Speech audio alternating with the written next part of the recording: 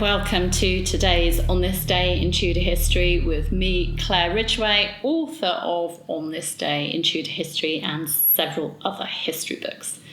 Now I'm taking you back to the reign of King Henry VIII today.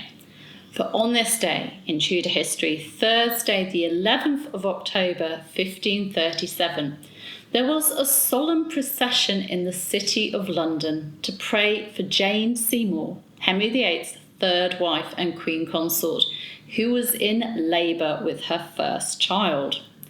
Windsor Herald and Chronicler Charles Wriothesley recorded the procession in his chronicle, writing, "This year, the 11th day of October, anno 1537, and the 29th year of the reign of King Henry VIII, being Thursday, there was a solemn general procession in London, with all the orders of friars, priests and clerks going all in copes, the mayor and aldermen with all the crafts of the city following in their liveries, which was done to pray for the Queen that was then in labour of child."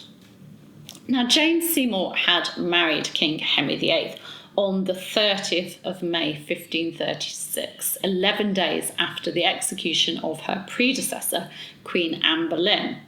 Just under a year later, on the 27th of May 1537, Trinity Sunday, a Te Deum had been sung in St. Paul's Cathedral.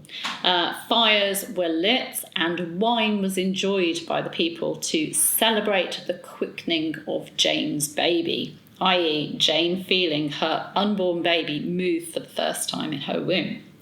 The news was also celebrated around the country. Then, on the 16th of September 1537, Jane, who was about 29 years old, took to her chamber at Hampton Court Palace to prepare for the birth of her child. Jane's labour was long and difficult. Victorian author Agnes Strickland quoted from a contemporary ballad which states that her labour lasted 30 hours. "The Queen in travail pained sore, full 30 woeful hours and more, and no ways could relieved be, as all her ladies wished to see. Wherefore the King made greater moan than ever yet his grace had done."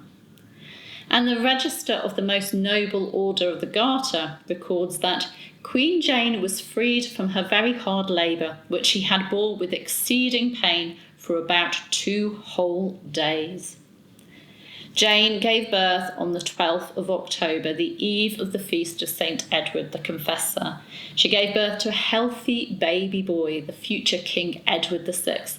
And I'll be telling you more about the birth in tomorrow's talk, so do stay tuned.